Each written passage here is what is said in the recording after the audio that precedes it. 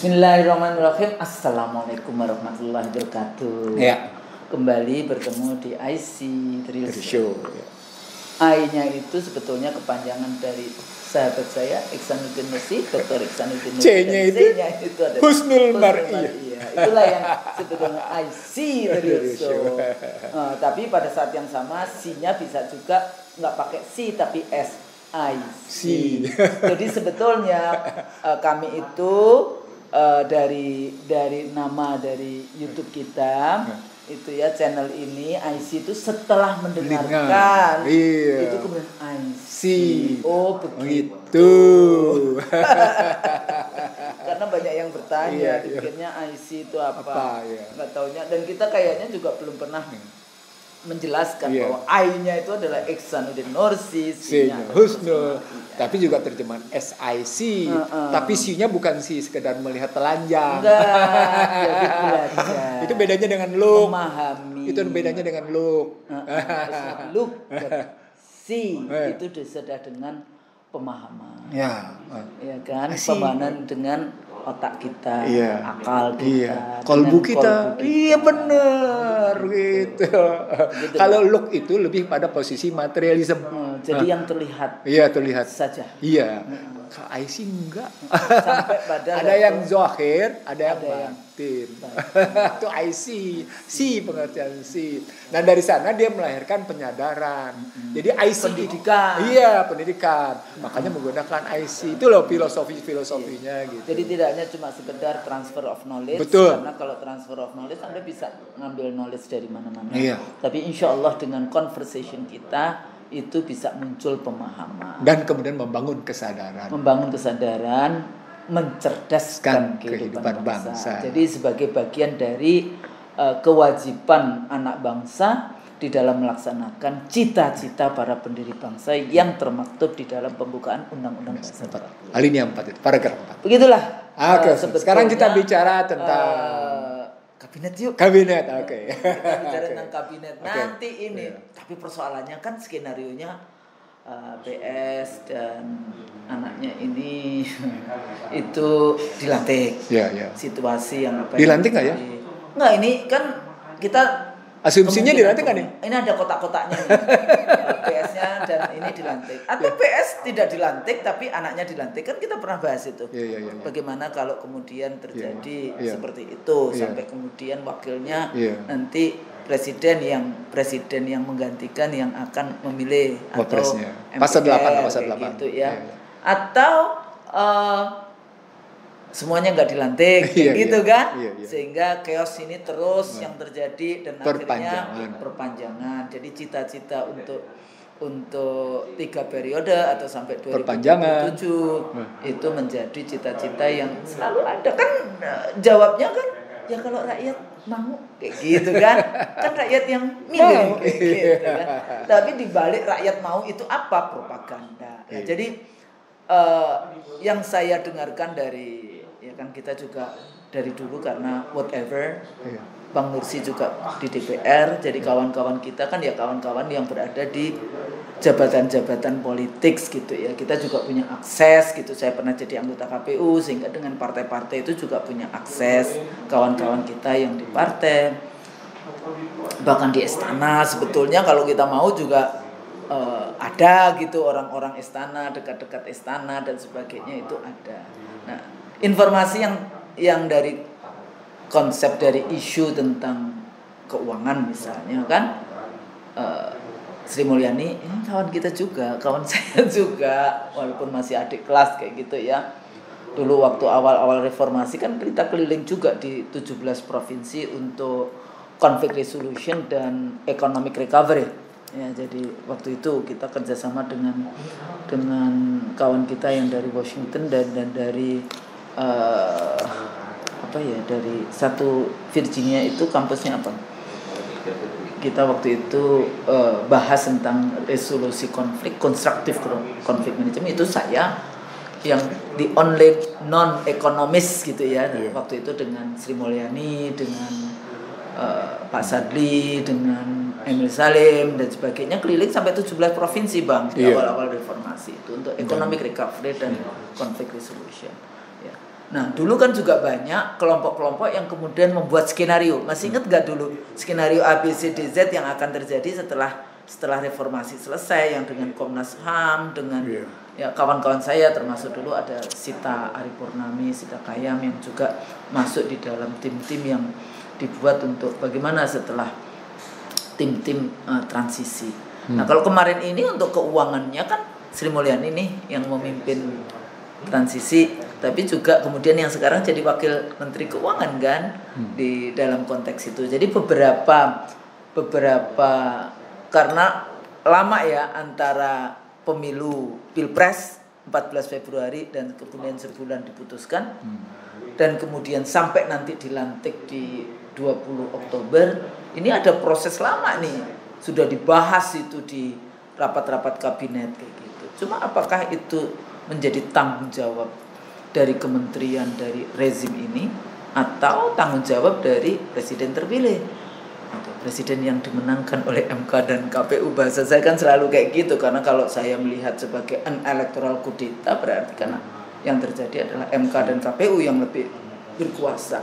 Nah, melihat seperti ini, apakah kita sudah pada level melembagakan demokrasi atau yang seringkali disebut konsolidasi demokrasi, atau kita going back again to square one? Kalau tetap terpilih, kira-kira bagaimana sebetulnya program?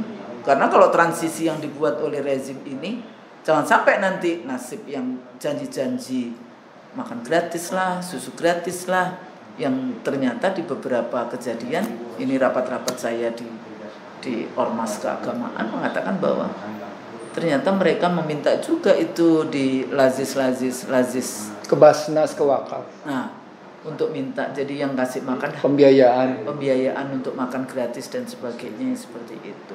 Nah, sebetulnya serius nggak sih Anda menghitung APBN ini? Kan butuhnya katanya 71 triliun untuk makan gratis itu. Nah, sementara kalau dilihat dari ini kan bayar utangnya sampai berapa persen dari nanti Bang Nursi itu kalau sudah ekonometrics ini Bang Nursi ini yang paling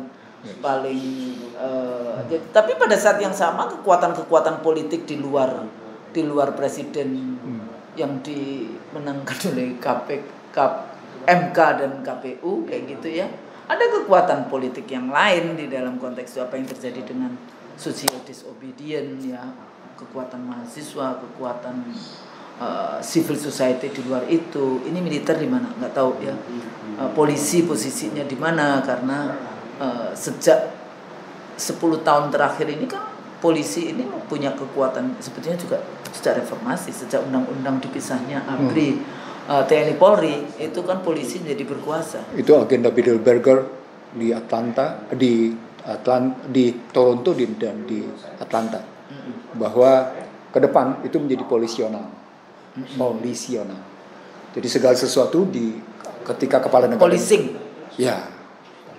Itu ternyata agenda 96 yang sekarang diterapkan di awal abad 21 diterapkan habis-habisan. Ya, kalau hari ini kan jabatan-jabatan polisi kan banyak sekali ini. Jadi kalau dulu kita semua mengkritik yang namanya peran dwifungsi ABRI, dwifungsi militer terutama. Hari ini kok nggak ada yang berbicara dwifungsi polisi. Padahal polisi itu nggak boleh. Jadi jangan di dalam negara demokratis, jangan serahkan kekuasaan kepada polisi. Itu sudah menjadi teori. Kenapa? Karena polisi itu punya KUHP, artinya punya pasal-pasal. Dan dia juga punya senjata. Kalau menurut kawan kita yang di kami itu Cina Gatot maksudnya, itu kan mengatakan kan senjata-senjata apa yang dibeli oleh polisi, yang itu mestinya dia boleh. Makanya saya sering kali mengatakan gitu ya, bahasa sederhananya, polisi itu dikasih cuma pentungan aja ya, nggak boleh, karena polisi itu nggak boleh nembak mati, itu nggak boleh. Itu prinsip itu, polisi nggak boleh nembak mati. Polisi itu nembaknya kaki tidak mati terus dibawa ke pengadilan. Jadi ada proses hukum karena dia punya KUHP. Ya, jadi artinya apa? Polisi punya dua kekuatan, punya senjata dan punya pasal. Nggak boleh itu dua kekuasaan dipegang oleh satu lembaga. Dia akan korup di dalam konteks ini. Nah, jadi sekarang kan Menteri Dalam Negeri polisi, kepala bin polisi, nanti apa polisi yang apa itu yang urusan apa itu yang namanya kalau ada bencana polisi, kekuatan polisi di mana-mana. Kemudian PLT gubernur ini polisi, posisi-posisi bulog polisi juga ya, polisi dan sebagainya. Itu namanya dwifungsi politik kan. Polisi, padahal polisi itu cuma internal domestik, sosial, kemasyarakatan, order untuk bagaimana ketertiban masyarakat di dalam konteks itu. Makanya kalau di Amerika karena federalisme, di Australia federalisme, polisi itu sebenarnya negara bagian. Oke. Sampai di sini saya ingin ngingetin IC dari show. Suatu hari dengan Mas Aji tapping gitu ya, saya bercerita tentang Bilderberg meeting di Toronto dan di Georgia, Atlanta, Amerika, bahwa mereka ingin mengokohkan peranan satu dominasi mereka jauh lebih baik dengan 10 agenda. Salah satu agendanya adalah soal kepolisian. Nah, itu ditetapkan pertama di Toronto pada tahun 96, lalu dilanjutkan pada 97. Itu Snow. Oke. 97. Tapi tayangan saya kemudian yang dibayangkan sama Mas Yaji itu di take down. Nggak apa-apa. Itu sih bagus aja. Tapi saya mau pindahkan lagi berikutnya, artinya apa yang mereka rancang pada 96-97 itu mereka laksanakan betul gitu, Snow. Mereka laksanakan betul strategi. Termasuk misalnya tentang peningkatan peranan kepemimpinan Amerika di global dengan mendayagunakan NATO. Peningkatan peranan Amerika di panggung PBB misalnya. Itu mereka tegasin aturan itu betul itu. Bagaimana soal pertarungan dengan Cina dengan Rusia. Mereka udah bicara. Bayangkan itu lembaga korporasi yang terdiri dari berbagai kalangan membicarakan itu gitu. Tapi saya ingin bergeser ke posisi tentang transisi tadi, Usman. Saya baru dengar di Amerika presiden yang belum terpilih menyiapkan masa transisi, Usman. Saking percaya dirinya dia akan terpilih. Siapa, Usman? Trump. Jadi pemberitaan yang saya baca di luar, Trump sudah menyiapkan tim transisinya. Lalu beberapa media arus utama barat yang terbit di sana bercerita tentang bagaimana percaya dirinya Trump mengambil kepemimpinan Amerika, mengembalikan posisi dirinya, dengan menunjuk betapa sesungguhnya Demokrat itu gagal dalam pembangunan ekonomi. Memang gagal. Memang gagal. Bagaimana cerita gagalnya? Bagaimana mungkin Joe Biden menyatakan dia berhasil, tapi kemudian kampanyenya Kamala Harris menunjukkan kegagalan gitu. Jadi artinya Trump melihat celah itu, maka J.D. Vance berhadapan dengan itu, dengan Tim Walz gitu sebagai wapres, itu juga petarung-petarung yang seru. Petarung-petarung yang seru. Nah, saya pindah ke Indonesia. Prabowo pada 24 April diputuskan sebagai pemenang. Di era Joko Widodo pada 2014 itu ada istilah rumah transisi sebagai gambaran perpindahan dari kekuasaan Susilo Bambang Yudhoyono ke Joko Widodo 2014 rumah transisi. Dan rumah transisi itu didirikan kelihatannya demikian rupa dengan penuh semangat, Trisakti dan Nawacita gitu, yang kemudian ternyata mereka menjungkir balikan sendiri itu Trisakti dan Nawacita itu gitu. Itu udah siap-siap untuk jadi menteri, nggak taunya nggak terangkat jadi menteri. Sudahlah. Tapi poinnya adalah ada riwayat di Indonesia soal transisi itu gitu. Begitu juga di 2019 pelan-pelan terdengar ada riwayat bagaimana mereka bicara transisi itu, terutama karena baik tim pemenangan kampanyenya Joko Widodo di 2019 atau tim BPN-nya, Badan Pemenangan Nasionalnya di bawah juga siap-siap melakukan itu gitu. Tapi menarik sekarang di 2024 ini Prabowo yang dimenangkan pada 24 April 2024 tidak terdengar sama sekali tentang transisi itu. Siapa-siapa yang akan diambil? Ada, tapi tidak terbuka. Kayak tim yang kelihatan tim ekonomi lah. Oke, sekarang pertanyaan besarnya begini, Husnul. Ini dunia terbuka. Ini era di mana teknologi informasi komunikasi sudah sedemikian rupa menggejala. Hampir-hampir tidak ada rahasia Kecuali memang orang-orang yang punya komitmen tinggi untuk tidak membukanya gitu kan. Sementara untuk bicara komitmen, kebayang nggak hal sepele saja tentang sesuatu bisa bocor. Misalnya tentang tarik ulurnya Wo sama Wiwi misalnya. Istilah saya tarik ulurnya Wowo sama Wiwi misalnya, kan bocor juga, gitu loh ceritanya gitu. Nah dari sana saya berpikir kalau tim transisi tidak ada, maka kampanye tentang atau propaganda tentang 100 hari kabinet mau ngapain juga nggak ada dong gitu. Maka pertanyaan besarnya menjadi bagaimana dengan nasib kampanye makan gratis dan kampanye susu gratis gitu. Tapi kalau yang katanya mau pindah, kan 17 Agustusan udah pindah upacaranya di IKN. Sementara Prabowo sendiri kan nggak mau pindah. Tapi kan dia nggak mau pindah. Tapi kan ada peristiwa menarik sebelum 17 Agustus dan sesudah 17 Agustus. Sebelum 17 Agustus Prabowo menyatakan tentang saya investor dengan kalimat yang kelihatan wajah. Kan sebagian tanahnya Saya tidak ingin bicara soal dia punya tanah gitu, tapi bagaimana dia di hadapan Joko Widodo bicara pada publik tentang IKN. Yang memberi pesan terselubungnya menarik. Gitu. Yang memberi pesan tersembunyinya sangat menarik gitu loh. Sampai kok begini nih gitu, bahasa tubuhnya kok begini nih gitu. Ya, buat saya itu ada gesture yang kurang menarik gitu. Nah, makanya saya makin yakin ada tarik ulur antara Bowo dan Wiwi. Nah, kasus MK23, kasus MA60, ya MA23 dan MK60 ini juga kelihatan soal tarik menariknya. Padahal udah tinggal 2 bulan ini ya. 2 bulan. Termasuk yang namanya reshuffle kabinet. Bagaimana Bahlil bergeser menjadi Men SDM, bagaimana Yasona Lawli dicopot, bagaimana Hasbi menjadi juru bicara gitu kan. Terus menteri hutan.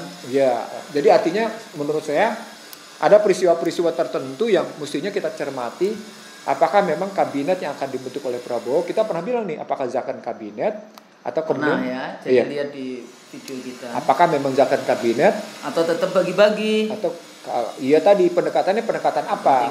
Saya juga pernah bicara sebenarnya.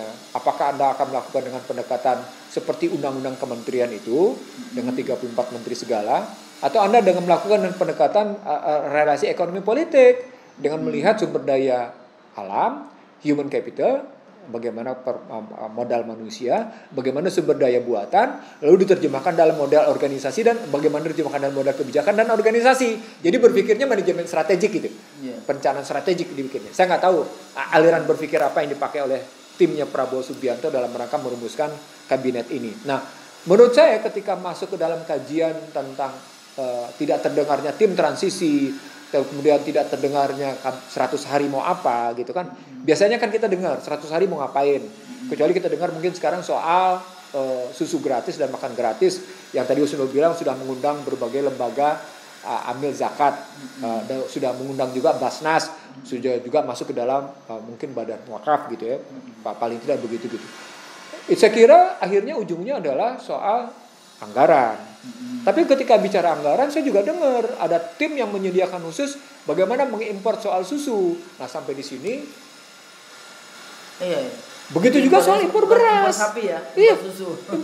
Impor susu dan sampai materi-materinya sudah perusahaan-perusahaan yang gede-gede sudah. Makanya itu kan. Nah, sementara bisa saja dikasihkan, ya udah sekolah-sekolah bisa dikasihkan saja. Jadi bisa desentralisasi, bukan. Poinnya adalah ini ternyata bicara soal bisnis jadinya pendekatannya. Iya, kan dari dulu kan kayak gitu persoalannya. Jadi ujung-ujungnya ini soal bisnis gitu. Nah, dan saya kira kalau jadi rent-seekers. Iya, rent-seekers, balik-baliknya begitu gitu ya.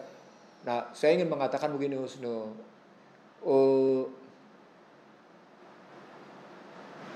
Mari kita utamakan kepentingan nasional di atas segala-galanya. Misalnya begini. Kemarin Husnul tahu nggak bahwa kita sudah diserbu bukan hanya impor beras, tapi juga makanan olahan. Contohnya, Anda diserbu makanan olahan dari negara tetangga, Anda sudah diserbu oleh makanan olahan dari Cina, dan terkadang datang secara legal dan ilegal. Nah, lalu ributlah YLKI kemarin ngundang saya bilang nggak bisa kita lihatnya kerangka itu. Dengan begitu cuma ngelihat bagaimana ngebangun keselamatan pada impor ilegal makanan atas pangan gitu misalnya. Kemarin jadi isu kayak gitu. Yang kemudian ternyata korbannya siapa tahu Suno? Anak-anak. Oh iya itu yang anak-anak sekolah itu ya. segala macam itu gitu ya. Bisa jadi itu juga karena vaksin, bisa jadi juga itu karena makanan. Kita harus mengidentifikasi lebih dalam. Jadi daftarnya banyak, tapi salah satu kan selalu intake. Iya. Ya, makanannya itu. Tapi menurut salah satu pembicara itu disebut juga bahwa ternyata ada anak kecil yang bisa mengidap gula darah sampai 600. Iya. Karena terus makanan-makanan sachet itu yang minuman-minuman sachet itu yang didapat. Apa poinnya? Poinnya saya masukin ke dalam kerangka berpikirnya. Bagaimana postur di sini kan? Postur keselamatan pangan kita. Kalau kita bicara bilang postur keselamatan pangan kita, maka mestinya kita naik ke atas. Postur pertahanan pangan kita. Punya nggak? Kedaulatan itu. Kedaulatan salah satu tesis ada 3 jadinya. Ada kedaulatan, ada kemandirian, ada keamanan. Pangan semuanya. Jadi ini memang ada di Undang-Undang 18 tahun 2012. Iya betul. Ada di situ. Tapi poinnya sekarang berikutnya begini. Ketika kita bicara tentang kabinet yang mau memberikan susu gratis, makan gratis, pertanyaan besarnya menjadi begini pertanyaan besarnya. Kenapa Anda tidak bicara perspektif tentang food security? Ketahanan pangan kita kayak apa? Kan diindikasikan oleh berbagai pihak bahwa ketahanan pangan kita makin hari makin menurun, tidak membaik, gitu. Apa indikatornya? Impor beras, impor gula, impor bawang putih, ya kan? Iya. Impor itu. Dalam bahasa sederhana, postur pertahanan pangan kita sesungguhnya rentan. Itu kan bahan makanan asal, pangan asal, bukan pangan olahan. Jadi pangan asal, contohnya tadi gula, beras, bawang putih itu pangan asal namanya. Lalu kalau kita geser menjadi pangan olahan seperti produk-produk dalam sachet, gitu, maka problemnya menjadi ini karena baik pada problem pangan asal maupun pangan olahan, di sistemnya kita menerapkan ekonomi neoliberal, ekonomi terbuka. Yang di dalam ekonomi terbuka sesungguhnya kata kuncinya adalah kita terus-menerus berada dalam situasi peperangan perekonomian. Nah, maka ketika Anda menjawab situasi peperangan perekonomian itu dengan prinsip ekonomi pasar bebas, pasar bebas gitu ya. Maka kata kuncinya menjadi bagaimana Anda kok bisa menjawab dengan makan gratis, susu gratis di tengah Anda tidak punya jawaban atas postur pertahanan pangan kita. Jawab dulu postur pertahanan pangan kita untuk menunjuk bagaimana kita ngejawab tentang postur keselamatan pangan kita. Karena sudah terbukti anak-anak yang menjadi korban, anak-anak buah remaja semuanya menjadi korban atas postur pangan olahan. Yang terkena ginjal, yang kena gula darah, yang kena macam-macam di situ ya. Bahkan sekarang kalau kita lihat di rumah sakit, postur pertahanan kesehatan kita pun ambruk. Pangan, kemudian itu relatednya nanti kesehatan. Nanti juga akhirnya postur pertahanan pendidikan 3 tuh Husnul. Jadi postur pertahanan pangan, postur pertahanan kesehatan, postur pertahanan pendidikan. Kan mestinya itu yang menjadi jawaban. Ini kayak misalnya diskurs tentang pendidikan. Kira-kira kabinet ini apa yang dipersiapkan? Nah, itulah yang disebut oleh prinsip kesejahteraan yang diminta oleh Undang-Undang Dasar 1945, 18 Agustus 45. Apa itu? Tadi pangannya, pendidikannya, kesehatannya, pekerjaannya, penghasilannya. Kan kalimatnya penghidupan yang layak bagi kemanusiaan. Kan di situ kalimatnya pasal 27 ayat 2. Tiap-tiap warga negara berhak atas pekerjaan dan penghidupan yang layak bagi kemanusiaan. Jadi kata kuncinya bukan tiap-tiap penduduk, tapi tiap-tiap warga negara. So, ketika Anda membuka pekerjaan bagi orang asing, Anda sudah melanggar konstitusi. Anda sudah melanggar konstitusi. Jadi yang namanya itu yang kita sering kali sebut sebagai migrant workers is a war. Yes. Apa istilahnya? Connectivity war. Connectivity war. Gitu. Jadi, ini pasal 27 ayat 2 karena kalimatnya tiap-tiap warga negara berhak atas pekerjaan. Yang berhak loh kalimatnya. Apa artinya? Negara punya kewajiban menyediakan lapangan kerja. Karena kalimatnya berhak atas pekerjaan. Maka yang wajib menyediakan adalah negara. Nah, kalimat berikutnya, pekerjaan yang layak. Apa poinnya? Dia relasikan dengan kompetensinya. Apa poin ujungnya? Supaya dia layak bagi penghidupan. Tuh ketemu Husnul. Artinya ketika kita balik ke dalam cara berpikir transisi mestinya ngejawab 5 ini. Bagaimana pangan, postur pertahanan pangan, postur pertahanan kesehatan, postur pertahanan pendidikan, lalu kemudian postur pertahanan perekonomian karena menyangkut lapangan kerja, kan gitu kan? Postur pertahanan perumahan karena menyangkut soal di sini ukuran prosperity and wealth, kemakmuran dan kesejahteraan. Dan jangan bilang ini semua butuh backlog perumahan. Amerika saja yang kayak gitu backlog perumahannya dahsyat, gitu loh. Sementara Cina yang katanya PDB per kapitanya rendah tidak punya homelessness. Menarik kan? Jepang yang kayaknya hebat itu punya homelessness loh. Sehingga mereka punya tinggal di kapsul-kapsul kecil kayak gitu loh. Poinnya adalah balik lagi pertanyaan, kok bisa ya transisi ini tidak memberikan bayangan tentang 5 prinsip kesejahteraan itu gitu. Kok bisa ya nggak kelihatan program bagaimana mengatasi bagaimana? Loh, Anda kan kalau dalam tesis IC The Real Show, Anda mantan Danjen Kopassus, pasti Anda punya strategi pertahanan dong.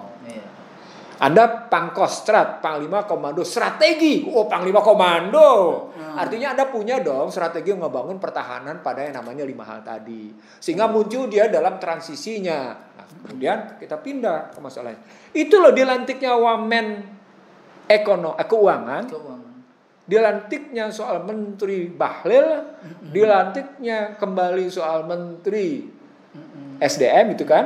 Lalu kemudian juga soal BKPM, Rosan, iya, lalu jadi itu kan gambaran dari transisi. Bukannya itu ada agenda politik praktis di dalamnya, bukan dalam kerangka transisi. Transisi itu jangan salah, itu pekerjaan strategis Husnul. Karena memindahkan sesuatu yang strategis di satu sisi, continuing policy, atau new policy, evaluating policy, jadi mengevaluasi policy sebelumnya sehingga dia harus. Artinya tim transisi punya 4 pekerjaan. Apa yang dibaharui, diperbaharui, diadakan baru. Bagaimana mengatasi kerusakan, itu kan? Bagaimana mengatasi kerusakan. Itu yang kedua. Jadi pertama mengadakan yang baru, bagaimana mengatasi kerusakan. Yang ketiga yang menarik nih. Di sini kita mesti berpikir tentang bagaimana kita berpikir memperbaiki keadaan gitu ya, tapi sekaligus meningkatkan pertumbuhan. Jadi ada 2, bukan sekedar memperbaiki kesalahan, tapi memperbaiki keadaan dan pertumbuhan gitu. Ya. Nah, lalu berikutnya yang keempat ini gitu ya, betul-betul mengadakan sesuatu dalam rangka menjawab tantangan. Menjawab tantangan ini jadi ada istilah kita gini, ada yang disebut dengan current responsive, ya, ada tanggapan, gitu, jadi tanggapan terhadap sesuatu yang situasi yang sedang berkembang. Ada sifatnya strategik, jadi 4 itu, memperbaiki yang rusak, meluruskan yang bengkok, mengadakan yang baru, betul-betul kemudian membuat sesuatu yang di luar dari situasi itu sebagai jawaban atas tantangan keadaan. Kan bisa saja, misalnya contoh begini, contoh sederhananya.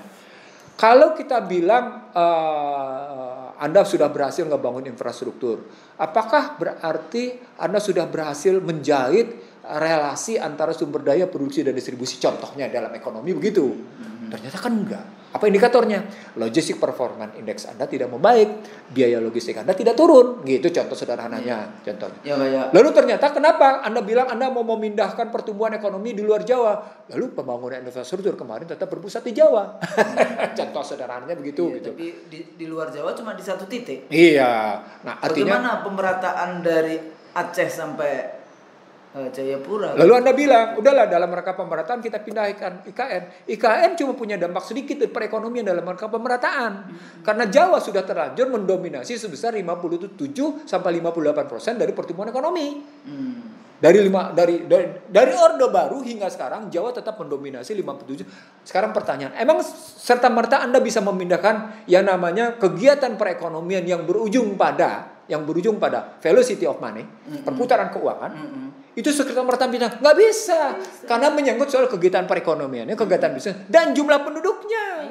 Jadi selama kenapa kayak secara global kekuatan Cina, kekuatan India, kekuatan Indonesia itu kan karena jadi artinya marketnya itu kan ada di Jawa. Jadi yang kita mau sebut tim transisi ini paling tidak punya tantangan besar. Tantangan besarnya adalah masalah apa yang Anda rumuskan sebagai masalah yang ada di depan mata dan harus dijawab dalam kerangka 100 hari misalnya. Misalnya sekarang beban pendidikan tinggi biayanya, biaya kesehatan tinggi, harga naik. That's the main point adalah price stability. Misalnya stabilitas harga. Dan itu kemudian bagaimana memperbaiki daya beli, bagaimana jumlah yang namanya kelompok menengah turun dari 60 juta menjadi 52 juta. Bagaimana Anda memperbaiki iklim usaha. Dan yang paling penting lagi, bagaimana mengatasi budaya korup dari semua level kehidupan masyarakat. Semua. Sampai pada level yang masyarakat kayak misalnya di jalan raya. Itu kan sebetulnya wajah-wajah korup. Anda naik motor, janganlah ke tengah, janganlah ke sana. Ambil yang sebelah kiri supaya Anda aman. Proporsional, iya. Tapi ini kan enggak tapi jangan disalahkan mereka. Ini contoh sistem. Telah ada. Sistemnya juga nggak dibangun. Teladannya rusak gitu ya. Tapi Bang, tadi kalau kita ngomongin, coba kita salah satu contoh misalnya isu tadi pendidikan tinggi.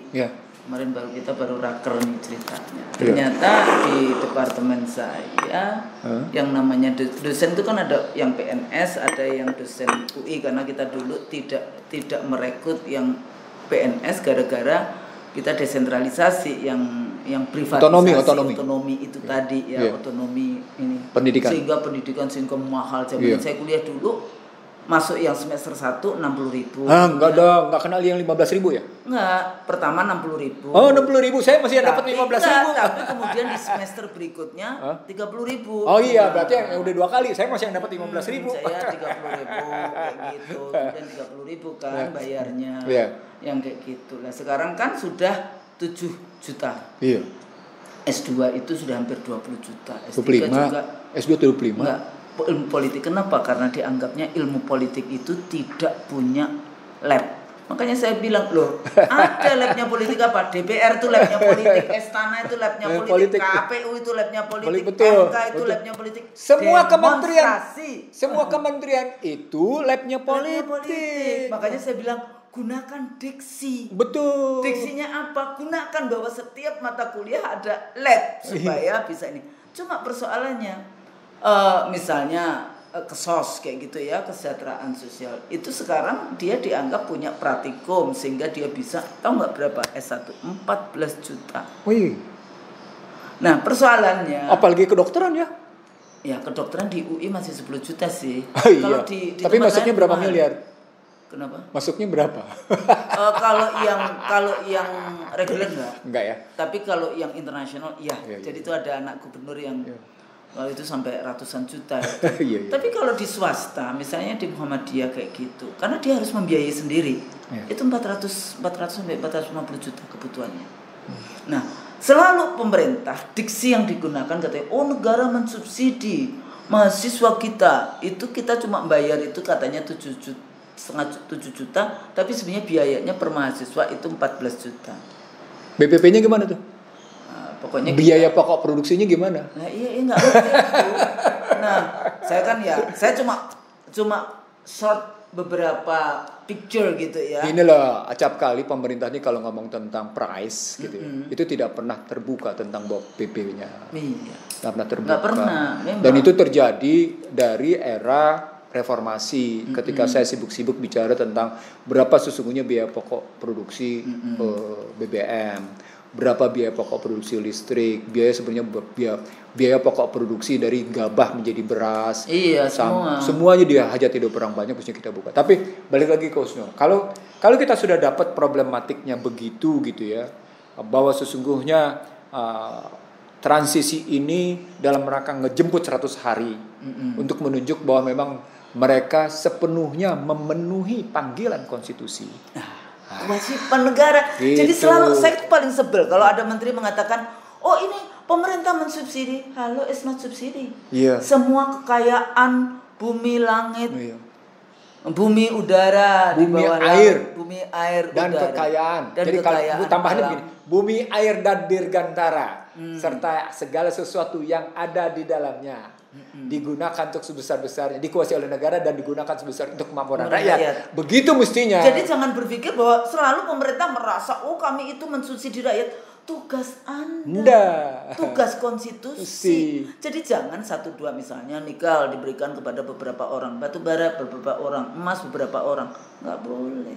Karena kekayaan itu untuk kesejahteraan. Itu karena dirancu antara pasal 33 ayat 1 dengan pasal 33 ayat 4. Itu ayat 4 itu tambahan itu.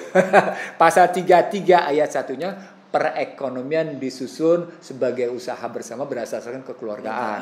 Ayat 4, demokrasi. Perekonomian diselenggarakan berdasarkan demokrasi. Kalimat kali ini disusun, kali ini diselenggarakan.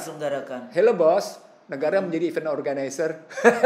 Itu makanya selalu mengatakan subsidi. Kalau saya jangan mengatakan subsidi. Enggak, karena kalau itu di Amerika apa namanya? Kayak misalnya budget. Kan selalu set budget kayak gitu kan. Jadi untuk pendidikan berapa, untuk ini berapa gitu ya, kesehatan. Walaupun di Amerika kan private ya, private lead public. Tapi negaranya memberikan kontribusi pada pendidikan dahsyat. George Washington University contohnya. Tapi yang gede-gede juga private sih. Private. Tapi negara tetap punya tanggung jawab. Australia itu semua perguruan tinggi negeri cuma ada 1 Katolik, tapi itu nggak berkembang di Brisbane ya. Katolik ini, sisanya semua negeri. Jadi nggak ada kampus. Jadi mau yang cuma D3 di setiap suburb, TAFE College itu cuma D3. Di suburb itu ada. Ya, yang kalau Anda nggak mau mikir yang ilmu kayak gitu ya, tapi praktis itu maksudnya di technical thing itu di TAFE College gitu ya. Jadi itu suburb itu selalu punya. Itu negeri. Jadi artinya apa? Kewajiban negara di dalam mencerdaskan kehidupan bangsa. Nah sekarang kan kayak misalnya Muhammadiyah aja punya 100 sekian, 170-an ya. Ya ada bahwa 1-2 itu kemudian tidak berhasil sebagai perguruan tinggi. Ya wajar-wajar saja dia harus membiayai dirinya sendiri. Iya kan? Nah sekarang yang kayak tadi departemen itu sampai biaya dosen non PNS dibebankan kepada prodi itu. Oh iya? Iya. Jadi ngitungnya loh, gimana sih, kan sudah dipotong sama universitas, dipotong sama fakultas. Jadi kita itu dapat berapa persen untuk penyelenggaraan itu, termasuk biaya gaji dosen. Mana sih nggak ngerti saya. Menghitung kayak gitu gimana sebetulnya? Itu tadi. Jadi bukan hanya soal BPP-nya, tapi unsur-unsur BPP-nya apa saja gitu. Itu kemarin itu karena kita paksa, coba dibuka. Boleh nggak ya ini? Halo, ini transparansi sekarang. Anda harus buka. Sama dalam ilmu kebijakan publik itu sampai dihitung sesungguhnya berapa jumlah PNS, lalu fokus PNS di wilayah, katakan di wilayah kependudukan, katakan Kementerian Dalam Negeri berapa jumlahnya, terus pendidikan kan kalau ini pendidikan itu harus bisa terjawab. Per PNS itu cost-nya berapa dibayar oleh negara, dibayar oleh rakyat, itu harus bisa kejawab. Nah struktur biayanya harus ketahuan. Si PNS di dunia pendidikan ini menerima apa saja, si dosen ini menerima apa saja, sehingga akhirnya sang mahasiswa membayar, lalu kemudian juga masyarakat membayar, kan bisa jelas di situ. Karena kan mahasiswa kan nggak ada yang gratis. Jadi poinnya orang lupa bahwa makro itu adalah agregasi mikro, bahwa di dalam agregasi mikro ujungnya adalah soal harga, bahwa di balik harga itu adalah problemnya unsur biayanya apa saja sehingga tercipta yang disebut dengan formatting policy. Formatting price, satu kebijakan yang dibentuk sedemikian rupa untuk membentuk harga. Nah, membentuk harga itu berarti ada unsur biayanya untuk menciptakan BPP, biaya pokok produksi. Nah, pada hajat hidup orang banyak tidak ada soal profit. Nggak ada. Jadi negara jangan subsidi kita, negara rugi kita apa bahasanya? Bukan defisit ya? Apa? Defisit. Ya Anda berarti nggak pinter aja mengelola uang negara. Nggak boleh. Bang, ini balik lagi kepada pertanyaan awal kita. Ya ini tadi kan contoh bagaimana saya juga udah geleng-geleng kepala. Kalau jadi struktural memang kerjanya memang suka bukan berantem ya. Fighting to get that our right supaya kita bisa delivery yang namanya pendidikan yang baik. Tapi menghadapi biasanya mentok karena menghadapi finance seperti ini. Dan negara tidak peduli. Nah, persoalannya kira-kira kabinet ke depan ini masih berpikir bahasa kita apa yang buruh modern slavery, ultra modern slavery system yang mengatakan juga menterinya mengatakan bahwa perguruan tinggi tidak hanya tersier saja, ya. Atau ada nggak transisi untuk kita mau menuju yang disebut Indonesia emas kayak apa kayak yang kayak gitu. Mestinya kalau dia memang mengerti dunia teknologi informasi dan komunikasi, karena dia adalah bagian dari pembuat aplikasi tertentu dalam bidang transportasi, mestinya nggak boleh keluar kalimat pendidikan tinggi adalah tersier, tak boleh. Karena sekarang dunia pendidikan sudah diterjang habis-habisan. Dari model konvensional sampai dengan model yang progresif luar biasa. Dengan model IT sekarang ini progresifnya luar biasa gitu ya. Nah, jadi ICT. Iya. Nah, dari sana balik ke dalam cara berpikir kita lagi. Apakah akan ada jawaban dari 100 hari ini pada kabinet yang dibentuk untuk menjawab situasi yang sudah pengap, yang sudah sesak nafas kita. Apakah kabinet yang dibentuk ini pada 100 hari memberikan jawaban atas situasi yang sudah pengap di seluruh gatra kehidupan? Nah itu. Jadi kalau Pak Kabul ngambil judul, masyarakat merasakan sesak nafas sosial politik, pengapnya ekonomi politik, pengapnya situasi hukum, pengapnya gatra kehidupan. Nah itu mesti dijawab oleh 100 hari. Bahwa ada harapan kita untuk kembali bernafas segar, ada harapan kita untuk lagi lega menghadapi kehidupan. Hope. Iya, betul. Ya. Ngebangun harapan. Membangun harapan. Ya jadi dia makanya kenapa komunikasi politik menjadi penting. Karena itu wajib ain itu, betul. Bukan wajib kifayah. Kenapa kayak gitu? Karena isinya adalah soal kebajikan dan kebijakan dalam kehidupan kemanusiaan. Itulah politik. Jadi kalau yang komunikasi politik kita artikelnya tablik itulah. Jadi sebagai seorang pemimpin memberikan hope. Hope kan nggak bisa. Oh iya pokoknya kerja nggak bisa. Itu yang disebut dengan political virtue. Virtue of politics. Jadi seperti itu Bang. Kenapa saya tadi bicara pendidikan kita sendiri kan di dunia pendidikan. Yang kedua kita dulu kan teriak-teriak tentang 20% budget untuk pendidikan. Sampai harus ke Mahkamah Konstitusi baru Sri Mulyani setuju. Padahal itu konstitusi itu ya. Walaupun salah atau tidak di dalam konstitusi, tapi kalau sudah ada 20% anggaran untuk pendidikan, nggak taunya pendidikannya dipakai. Kementerian Dalam Negeri punya kampus, Kementerian Pertahanan SDM punya kampus, kementerian mana kan nggak boleh harusnya. Iya. Ini ada universitas korporasi. Sampai S3 loh mereka. Iya. Ya kayak IPDN itu sampai S3. Iya. Kalau Unhan, padahal di dalam Undang-Undang Pendidikan nggak boleh bikin S2 pasca kalau nggak punya S1. Dia nggak punya S1. Tapi karena presidennya terlibat di dalam pembentukan pendirian Unhan. Nah yang hal-hal seperti itu gimana? Dulu juga ada kebijakan menteri. Nggak boleh membangun kampus di situ ya misalnya filialnya. Jadi kayak UGM punya kampus di sini kan? Ada. di sini di itu. Saharjo. Itu nggak boleh karena di Jakarta sudah ada UI. Kan menterinya waktu itu rektor. Enggak, karena menterinya orang UGM. Iya, rektor. Saya nggak terusin rektor UGM. Terus kemudian tak boleh kalau misalnya UGM bikin kampus yang sama di Papua. Dia nggak ada di sana.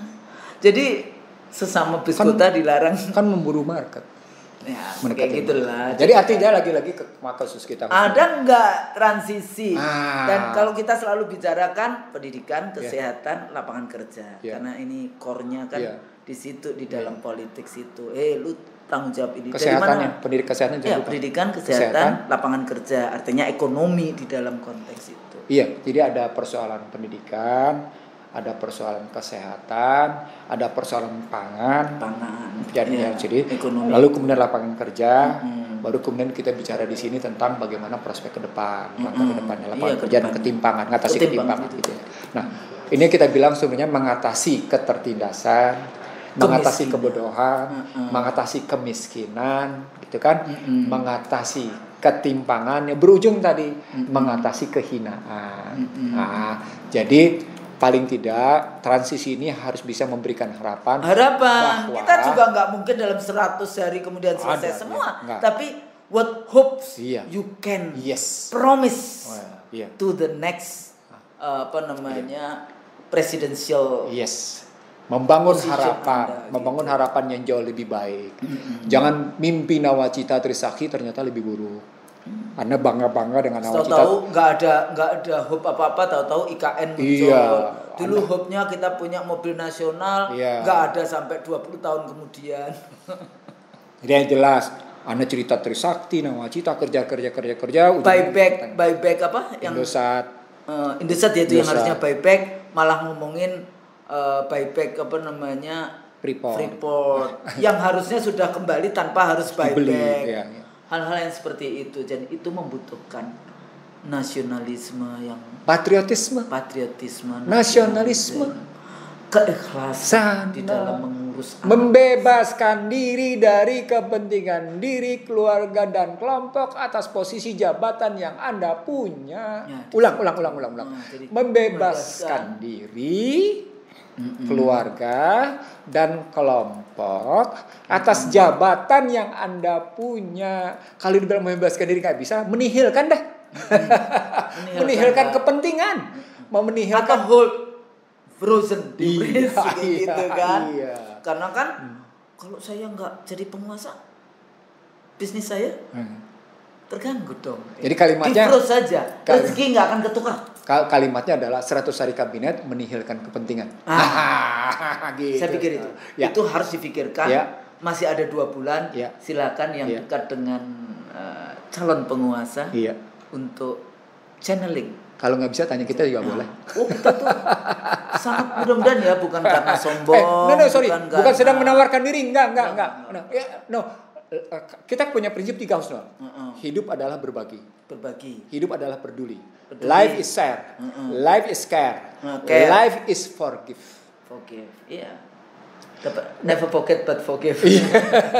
Kenapa tidak dilupakan? Karena melupakan itu artinya Anda berarti tidak mau belajar. Di sini keywordnya adalah, kata kuncinya adalah life is contribution. Hidup itu adalah berkontribusi. Jadi makanya kan di dalam agama kita kan wa mimma razaqnahum yunfiqun. Itu keywordnya. Jadi Anda selalu berbagi atas apapun yang Anda punya. Sehingga orang yang paling baik adalah orang yang bermanfaat. Haurenas anfa'um linnas. Tanpa bicara tentang apakah Anda memperoleh sesuatu atas manfaat yang Anda berikan pada orang lain. Itu bebaskan diri dari situ. Apa indikatornya? Tangan kanan memberi, tangan kiri tidak tahu. Itu nanti korupsi itu. Itu negative thinking. Negative thinking. Enggak kan kadang-kadang kan. Tapi ini kan memberi. Mana politik itu kan nggak boleh tahu Bu. Yang ini nih memberi ini. Itu karena itu aplikasi negatif. Maksudnya kadang-kadang itu diselewengkan dengan cara kayak gitu. Tapi yang namanya kita hidup kan ada malaikat, ada syaitan kayak gitu kan. Ada kolbu, ada fujur kayak gitu ya, ada yang fujuroha, Fa'alhamaha fujuraha wa taqwaha. Diilhamkan pada manusia kejahatan dan ketakwaan. Kalimat katanya fa'alhamaha. Diinspirasikan, padahal bukan sekedar diinspirasikan tuh Husnul. Dia datang dari kolbu yang jernih, dia datang dari pikiran yang bersih, dan dari keinginan niat untuk mewujudkan keinginan luhur. Karena merasa ada berkat dan rahmat Allah yang diberikan padanya sebagai penguasa, maka munculkan keinginan luhur. Tadi makanya kita bilang menihilkan kepentingan diri, keluarga dan kelompok pada jabatan yang dimiliki dalam rangka mewujudkan keinginan luhur. Saya pikir itu ya. Mudah-mudahan berguna. Saya tidak menambahkan lagi. Karena menambahkan lagi nanti bisa sampai Jumatan ini. Insya Allah ya, mudah-mudahan kita dikasih umur, dikasih sehat, dikasih tetap istiqomah di dalam memberikan. Ya bahasanya insya Allah niat kita dalam rangka ibadah menyampaikan berdakwah ilmu yang tadi ya kita share, kita punya sedikit ilmu, sedikit banget ilmu yang sebetulnya Allah sudah bagikan, yang maha memiliki ilmu. Wal masrik, maghribi wal masrik gitu ya. Jadi ilmu dari timur dari barat itu milik Allah. Kita hanya cuma sedikit sekali. Mudah-mudahan berguna. Kalau salah tentu saja tanggung jawab kita. Dan kita mohon maaf. Kalau salah itu dari kita. Jadi kita mohon maaf kalau kebenaran hanya dari Allah. Begitu, mudah-mudahan bermanfaat. Assalamualaikum warahmatullahi wabarakatuh. Waalaikumsalam.